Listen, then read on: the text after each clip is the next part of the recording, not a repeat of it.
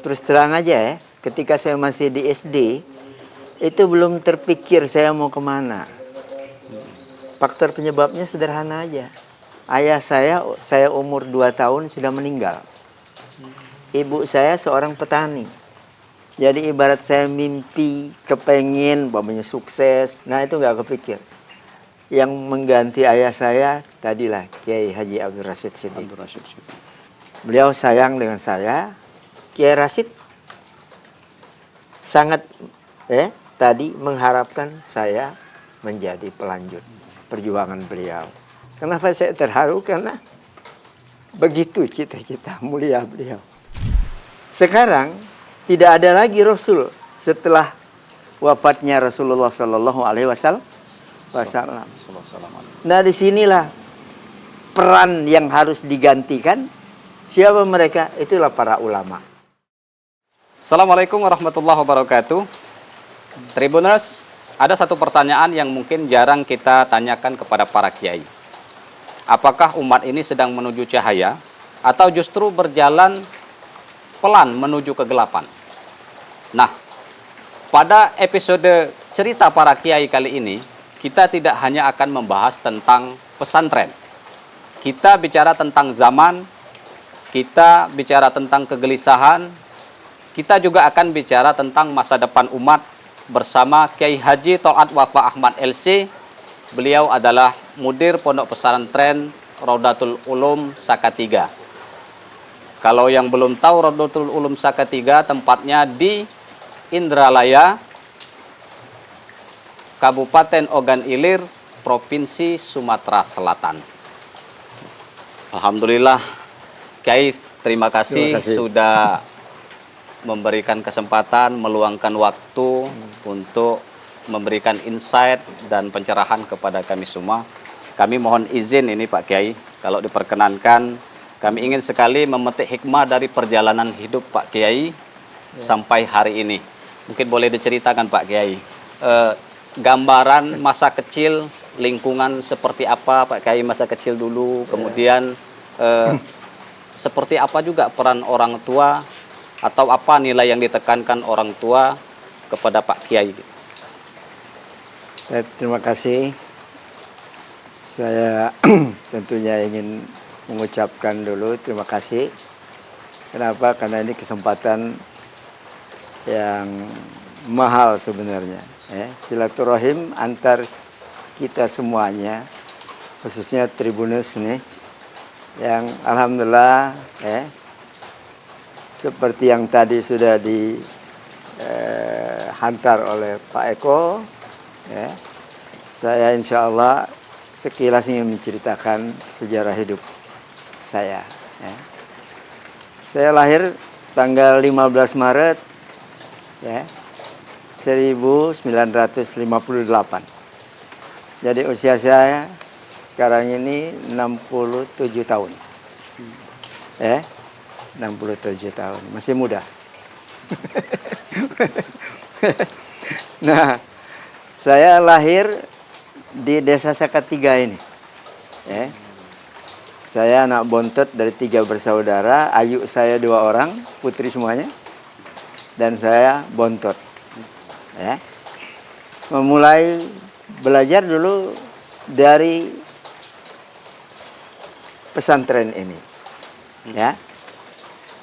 sebelum peristiwa G30S, bayangkan, itu kalau sekarang mungkin tingkat taman kanak-kanak, kalau bahasa Arabnya tahdiriyah.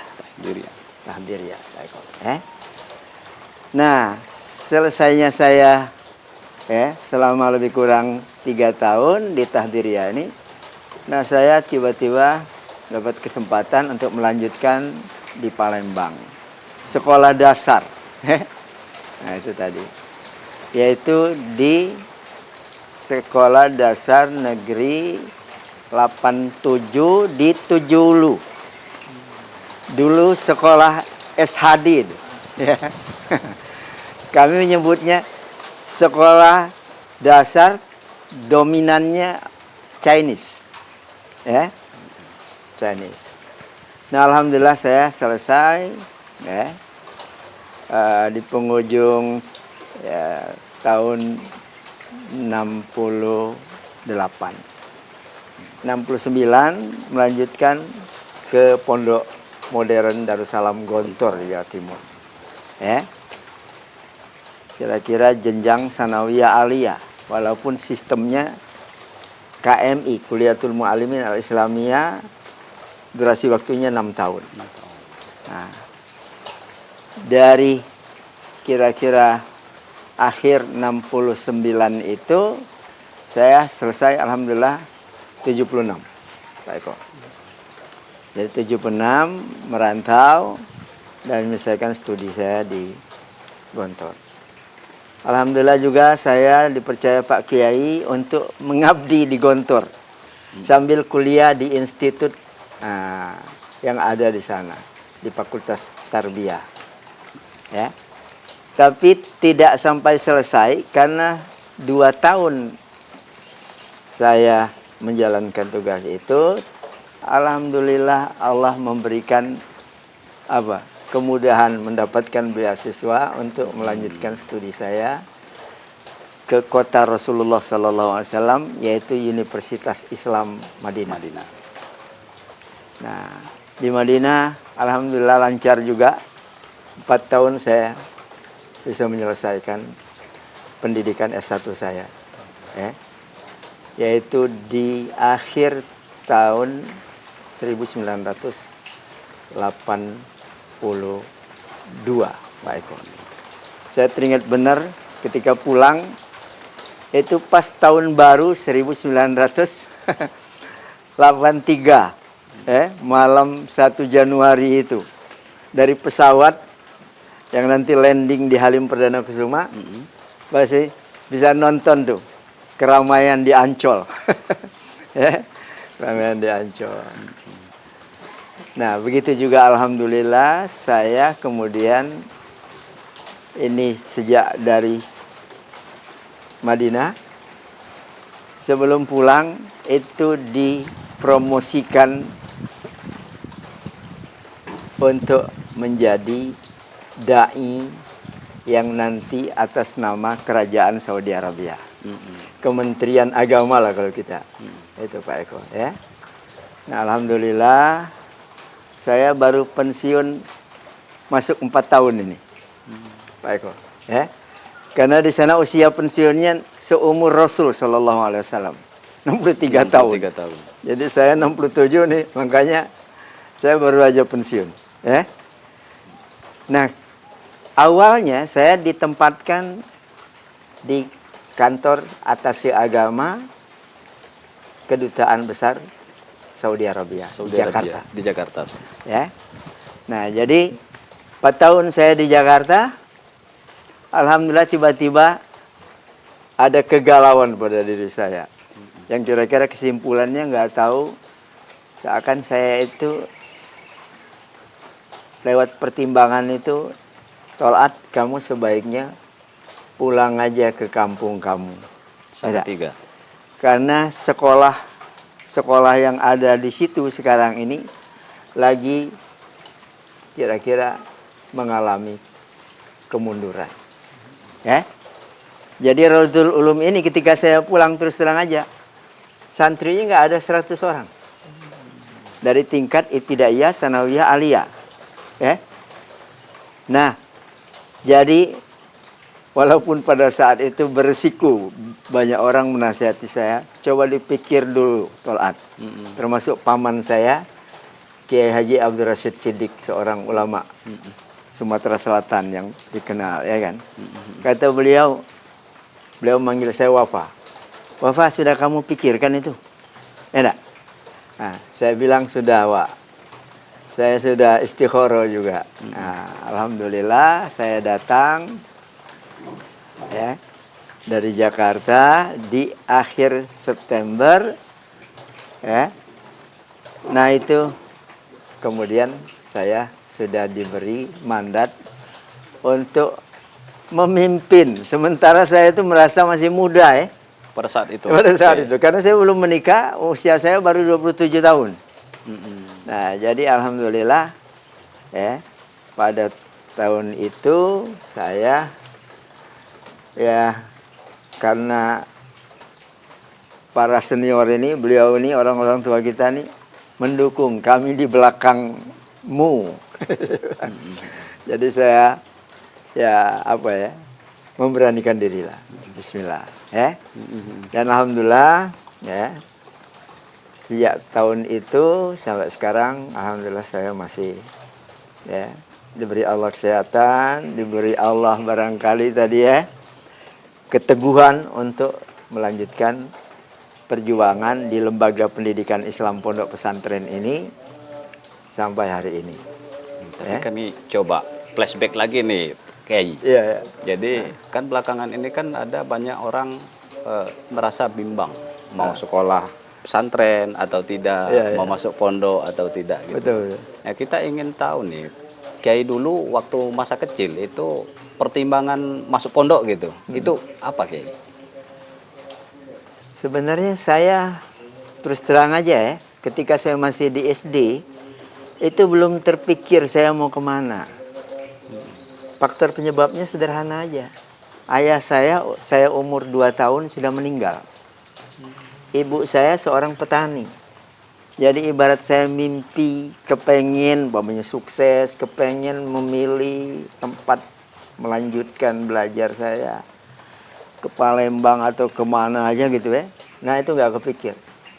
Tapi alhamdulillah pada waktunya ya. Nah saya itu diajak oleh katakanlah kakak sepupu saya karena beliau mengantar pada saat itu 11 orang. Jadi 12-nya dengan saya ke Gontor ya. Nah, saya diikutkan. Lalu kemudian saya digaransi oleh saudara-saudara saya yang perempuan ini karena suaminya bekerja alhamdulillah. Dan ayu saya ini juga ada salah seorang guru Nah, mereka mengatakan insya Allah kami siap untuk membiayai. Itu dari sisi biaya. Iya, iya. Nah, jadi seperti itu. Nah, Jadi kalau ini boleh tahu nih Kiai, nah. mungkin adakah hobi atau kebiasaan masa kecil Kiai itu yang mungkin orang banyak tidak tahu, tapi berkesan gitu loh sampai saat ini? Ya, ya betul. Jadi gimana ya? Saya kalau dibilang menjalani masa kecil itu, saya happy aja sebenarnya. Saya senang. Dan saya bukan juga orang gengsian gitu ya. Sebagai bukti, selama saya belajar di Palembang, di SD itu, saya sudah memikirkan keseimbangan ini. Beban yang ada pada saya. Sehingga saya enjoy aja. Pada waktu itu jualan koran. Kebetulan paman saya itu beliau tadi mengelola koran yang ada di kota Palembang. Paman saya Hasan nama beliau. Dan saya sebenarnya itu dengan bahasa beliau itu mengatakan, "Wah Pak, kalau kamu mau memanfaatkan waktu silakan." Nah, jadi sebenarnya begitu ya sederhana. Dan alhamdulillah itu sampai tamat saya nyambi gitu ya. Jadi pagi sekolah, pulang dari sekolah makan, mampir ke rumah. Setelah itu saya ke seberang dekat Masjid Agung itu dulu. Nah itu. Jualan koran gitu. Iya, jualan koran. Nah begitu juga di kampung saya tinggalnya di sebelah Sulu. Jadi kalau di kampung itu kira-kira ada kesempatan saya jual pempek, membawakan dagangan orang nih kira-kira. Saya juga biasa aja keliling kampung ya. Nah itu, melakukan itu. Musim ini layangan, kadang-kadang saya bikin layangan sendiri, saya menjual layangan itu. Nah, sehingga terkenal waktu itu, ini layangan Topa katanya. Padahal nama saya Wafa kan. Oh. Itu banyak yang tadi langganan membelinya dari saya. Bahkan ada lagi yang unik lagi apa? Biasanya di kampung kami itu banyak pedagang kelapa. Ngambilnya dari Penes, dibawa pakai perahu. Lalu ketika naik ke atas itu biasanya kan diolah lagi kan. Jadi dibuang kulitnya itu. Dikerok. Nah, saya dengan sebaya saya itu kadang-kadang orang Palembang bilang mengambil lupahan. Jadi itu. Itu saat masih SD, Kiai. Masih SD. Tadi Ya. Kiai bilang usia 2 tahun kalau tidak salah sudah ditinggal Orang tua. ibu. Ayah. Ayah. Iya, betul ayah. ya. Lalu siapa sosok yang paling berpengaruh dalam membentuk kedisiplinan Kiai pada saat itu? Ya sebenarnya ya tetap ya orang tua pasti mungkin milieu saya ya, termasuk yang mengganti ayah saya kira-kira tadilah Kiai Haji Abdul Rashid Siddiq. Abdul Rashid Siddiq. Ya. Beliau sayang dengan saya. Beliau walaupun anak beliau yang paling tua itu pernah dikader juga dikirim ya, sebelum tahun 70 seperti tokoh-tokoh di semua provinsi di Indonesia ini mendapat kesempatan untuk belajar di Madinah pada saat itu. Kakak saya itu sebenarnya cita-cita ayahnya supaya bisa menjadi pelanjut. Walaupun beliau tidak selesai, maaf terputus di jalan, gitu ya. Nah makanya Kiai Rashid sangat tadi mengharapkan saya menjadi pelanjut, perjuangan beliau, termasuk mengurus madrasah ini,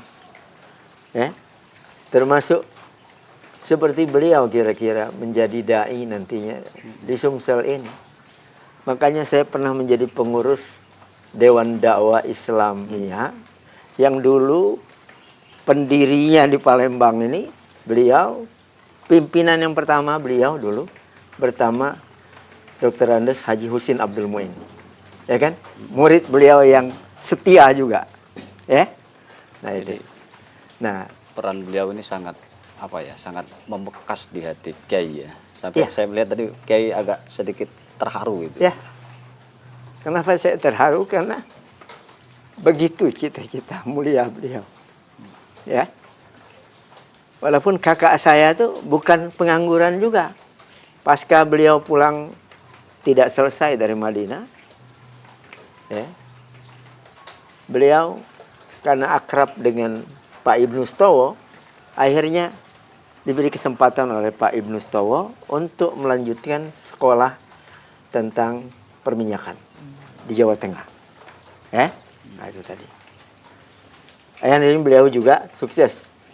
Kak Muhammad Rifat ini tadi menjadi pimpinan dan manajer tertinggi juga di Pertamina pada masanya. Ya, itu tadi. Jadi setelah melalui masa kecil di Palembang, kemudian tadi Kiai sempat cerita juga akhirnya memutuskan untuk berangkat ke Ponpes Darussalam Gontor. Iya.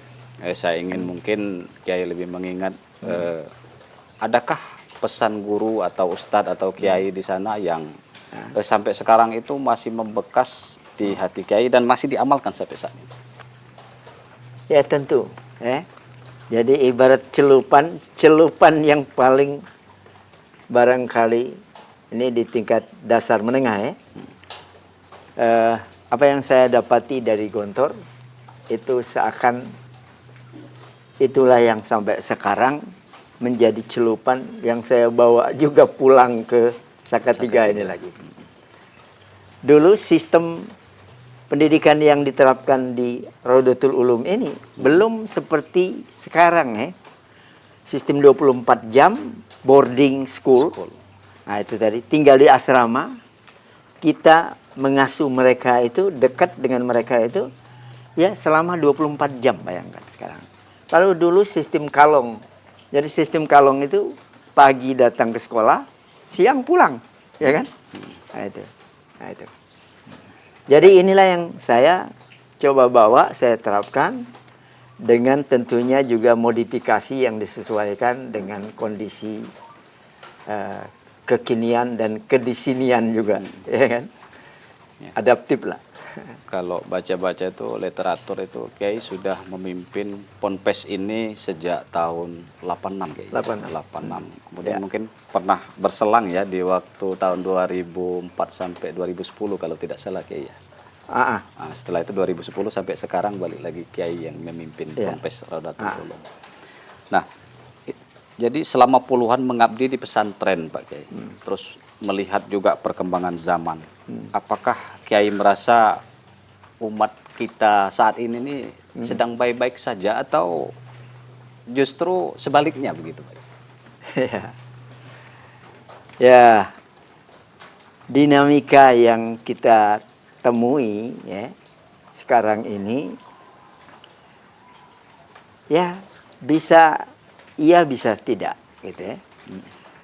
Tapi kita belajar dari sejarah. Ada seorang sejarawan mengistilahkan inilah masa kekambuhan jahiliyah. Jadi bahasa jahiliyah itu bukan hanya bodoh, ya dak, cara berpikirnya, tetapi kerusakan yang sudah begitu ya luar biasa. Gitu ya. Nah makanya kalau dulu dalam sejarah setiap terjadi kekambuhan jahiliyah, kerusakan tadi yang sifatnya sangat-sangat luas gitu ya. Nah, dan di semua sektor kehidupan. Nah disitulah Allah mengutus Rasulnya. Ya kan? Sekarang tidak ada lagi Rasul setelah wafatnya Rasulullah Sallallahu Alaihi Wasallam. Nah disinilah peran yang harus digantikan. Siapa mereka? Itulah para ulama. Karena dalam hadis itu dikatakan al ulama'u warasatul anbiya. Ulama itu pewaris para nabi. Yang diwarisi bukan dirham, bukan dinar. Bukan duit berarti kan, bukan kekayaan. Yang diwarisi itu adalah tugas kenabian itu. Ya kan? Tugas merubah tidak tahu jadi tahu dan seterusnya dan seterusnya. Tugas tadi melatih membiasakan satu budaya buruk berubah menjadi budaya baik. Begitu kan? Fenomena buruk dirubah menjadi baik. Kebuntuan dihadirkan solusi-solusi yang tepat. Enak. Nah, begitu. Jadi kalau kita menyebut satu penyakit yang paling serius terhadap umat ini, Kiai, kira-kira apa itu, Kiai? Yang menggerogoti umat Islam lah lebih begitu. Sebenarnya cukup banyak ya. Jadi kalau kita jujur mengevaluasi diri kita, kadang-kadang ini bermuara dari sumber daya manusianya. Nah, seperti umpamanya begini, kita ternyata belum sungguh-sungguh menyiapkan kader yang akan meneruskan tadi misi kenabian itu. Ya tak? Coba kita lihat. Mungkin anak-anak kita, cucu kita kalau ditanya pengen sekolah di mana, itu nggak kepikir, pokoknya ingin sekolah di madrasah, di pondok pesantren, dengan alasan macam-macam. Ya, mereka justru memikirkan kalau bisa saya sukses nanti jadi presiden, ya, jadi menteri, jadi gubernur, jadi bupati, jadi anggota dewan, ya enggak? Seakan-akan begitu tuh, jadi orang kaya. Nah,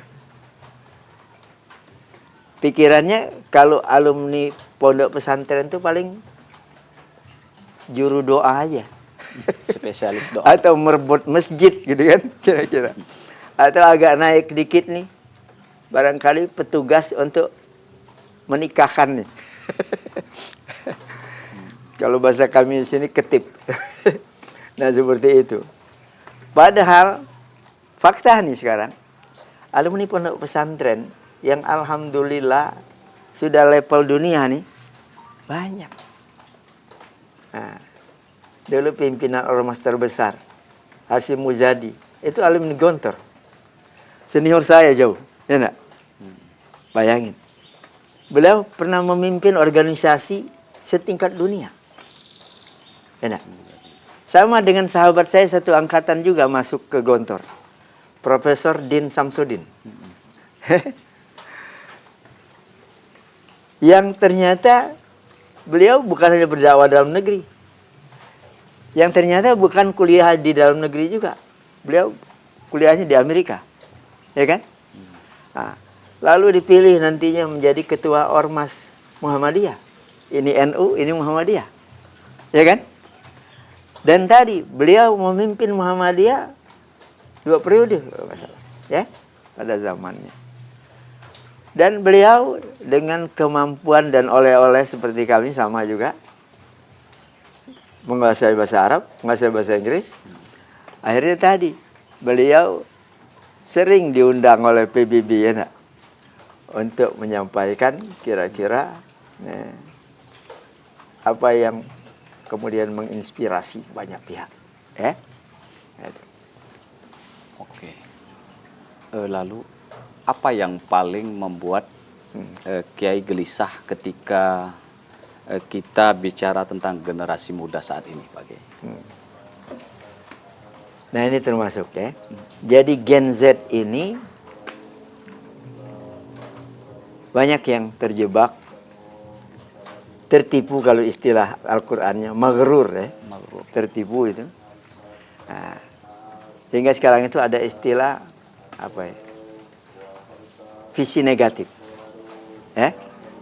Umpamanya hobi ini gadget, tidak? Ngikuti medsos yang sedemikian liarnya gitu ya. Sehingga tidak lagi berpikir tentang menyeleksi ini. Ya kan? Nah, sementara dalam konteks perang pemikiran, dan ini global sifatnya, lawan-lawan kita itu menyiapkan justru bagaimana menghancurkan generasi Z ini. Bayangkan, ya kan? Nah ini yang sebenarnya nyata. Bukan hanya di negeri kita Indonesia, bukan. Tapi di seluruh dunia ini begitu. Enak.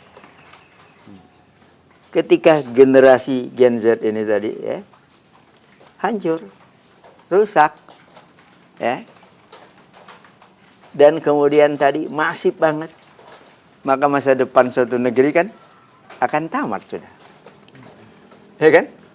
Nah begitu. Jadi kalau kita bicara Gen Z nih, Kiai, Ya. mungkin ada sebagian atau sebagian besar juga ada sekarang ini sedang digodok di sekolah atau di pesantren gitu. Nah, pesantren itu kan mengajarkan kesederhanaan dan kedalaman ilmu. Ya. Tapi di sisi lain juga Ya. dunia ini menawarkan kecepatan dan popularitas. Nah, ini tentu menjadi pertarungan sengit ini, Pak Kiai. Bagaimana Pak Kiai melihat pertarungan ini? Ya. Nah, itulah di antara kendala yang dihadapi oleh baik para kiai yang mengelola pondok-pondok pesantren maupun juga ya para intelektual yang juga mengelola lembaga-lembaga pendidikan, ya. Nah, inilah yang kita coba persiapkan ya untuk mengantisipasi yang tadi itu. Ya, model kami terus terang aja. Walaupun pesantren kami ada SMP, ada SMA. Ya enggak? Ya.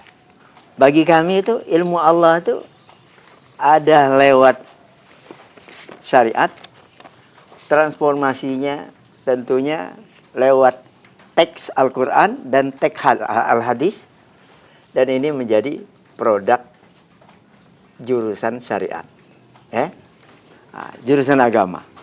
Yang kedua, Allah itu mengajarkan ilmunya lewat fenomena alam, ya. Kita disuruh kul siru fil ardi fanzuru kaifa kana aqibatul mukadzibin. Silahkan mau pergi kemana aja di muka bumi ini, kita jelajah, hatta ke planet sana silahkan. Tapi Allah memesankan apa? Fanzuru, nalarilah semua ini. Ya. Nah makanya sejarah sains apapun itu lewat penelitian karya Allah ini. Ya, produk Allah ini yang nggak mungkin salah. Yang salah itu peneliti aja. Tapi boleh diteliti lagi oleh siapapun, ya kan? Nah, seperti jangan jauh-jauh. Contohnya dulu soal apa? Susu apa yang paling produktif untuk pertumbuhan bayi, ya kan? Dulu masih berdebat orang, masih menawarkan ini lebih bagus, lebih bagus, lebih bagus. Produk manusia nih. Sekarang sudah final kesimpulan. Ya, saya dapat info dari Dr. Usman Said almarhum dulu. Beliau mengikuti seminar di Australia internasional. Kata beliau apa? Pada gilirannya semua dokter itu mengakui produk Allah. Ya, apa itu?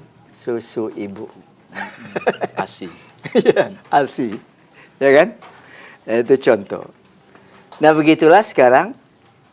Ya, kalau bicara fenomena Allah seluas, ya, saya kira alam ini. Ya, nah, jadi kalau masih butuh penelitian, masih banyak sekali yang dibutuhkan. Ya, makanya ibarat kita, model kami ini, berharap nih anak-anak kita yang kita siapkan dari SMP sampai SMA, mereka silakan.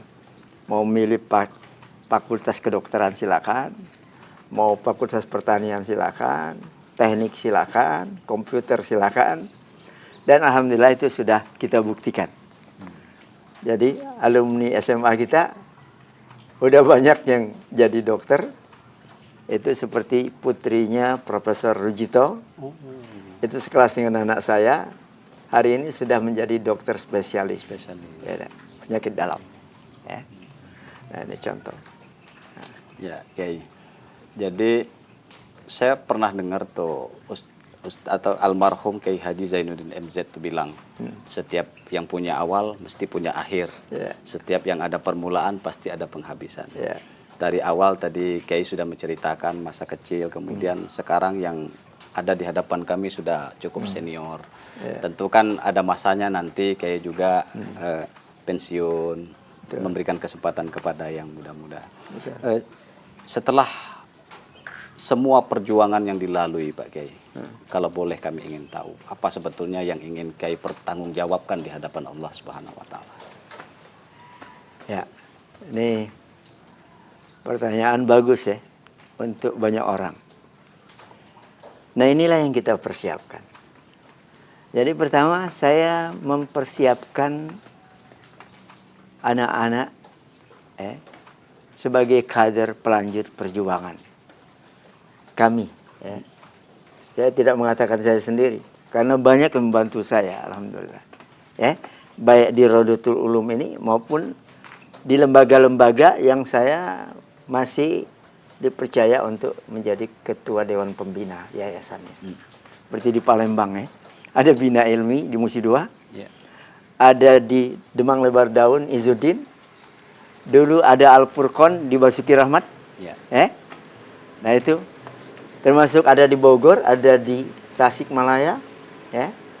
Nah semua itu sesungguhnya adalah bagi saya tanggung jawab juga. Nah sama, kami menyiapkan kader baik anak biologis saya maupun anak ideologis saya. Seperti santri ini kan anak ideologis saya. Yang alhamdulillah barangkali separuh dari SDM kita yang sekarang ini status jadi pengurus, jadi guru di sini adalah produk itu tadi. Saya sudah berapa kali men-challenge mereka ini, termasuk anak saya. Kamu sudah layak untuk menggantikan orang tuamu. Ya enggak? Patah tumbuh hilang berganti ini. Ya enggak? Nah, tapi tadi dia mengatakan belum siap. Padahal sebenarnya kita menilainya sudah siap nih. Ya?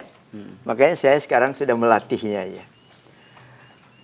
Wakil pimpinan saya, anak saya. Ya, nah ini baru menyelesaikan S2 di Universitas Islam Madinah. Ahmadi ini. Ini anak mantu saya. Karena istrinya anak saya perempuan yang bontot. Nah, saya suruh pulang dulu kamu. Persoalan S3 gampang. ya kan? Nanti kamu mau kuliah di mana, insya Allah kita bantu, kita siapkan, kita mudahkan. Nah, sekarang lagi menyiapkan ya untuk S3-nya. Ya.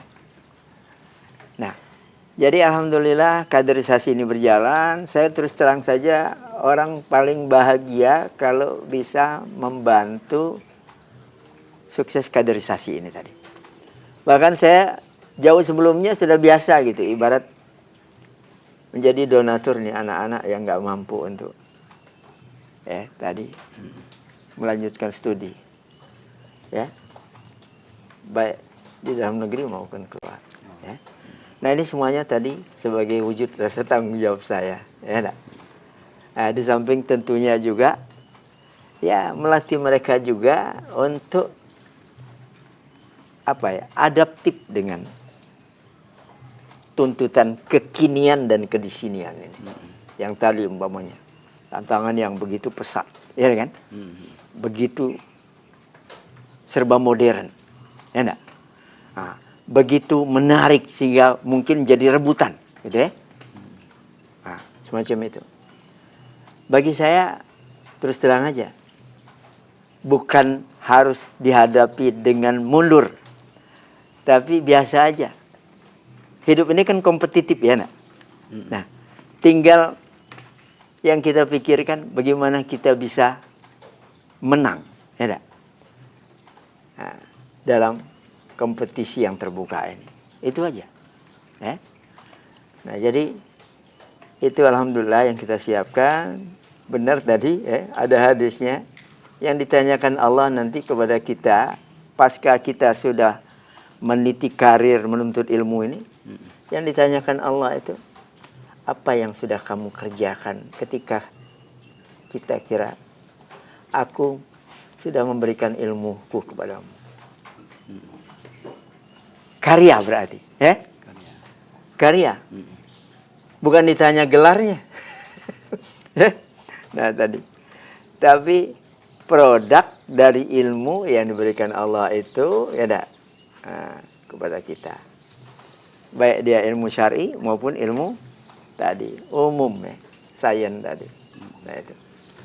Baik, Kiai, luar biasa ini. Mungkin ini yang terakhir, Kiai.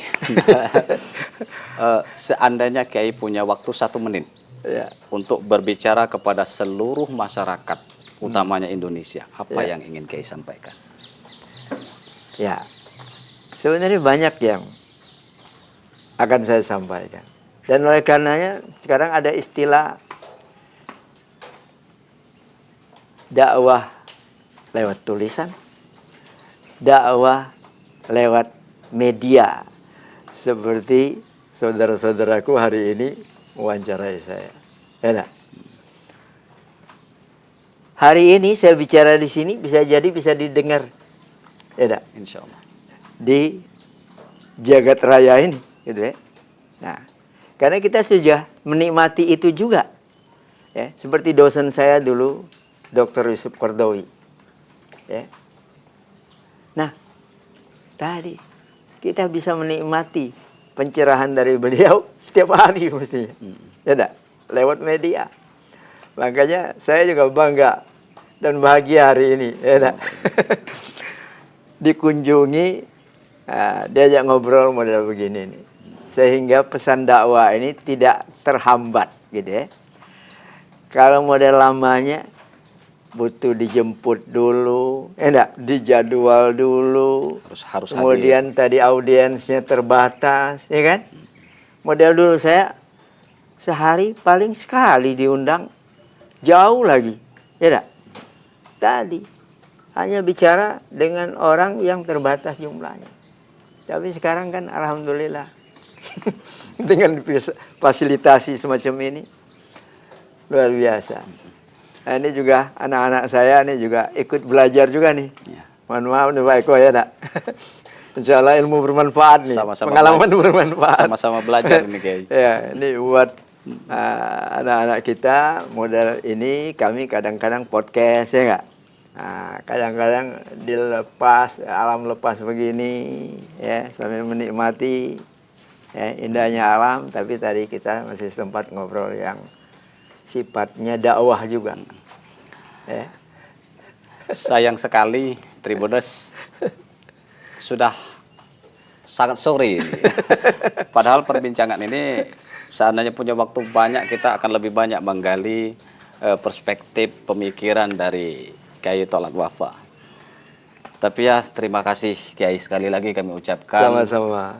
Banyak sekali insight, kemudian pencerahan yang mudah-mudahan sangat bermanfaat bagi saya pribadi, Amin, umumnya bagi audiens atau Tribuners dimanapun berada. Amin. Dari seorang atau dari cerita para kiai, kita belajar bahwa perubahan zaman tidak selalu harus ditakuti. Tapi kehilangan arah itulah yang paling berbahaya.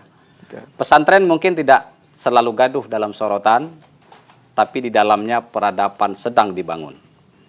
Semoga kita tidak hanya mendengar, tapi juga merenung.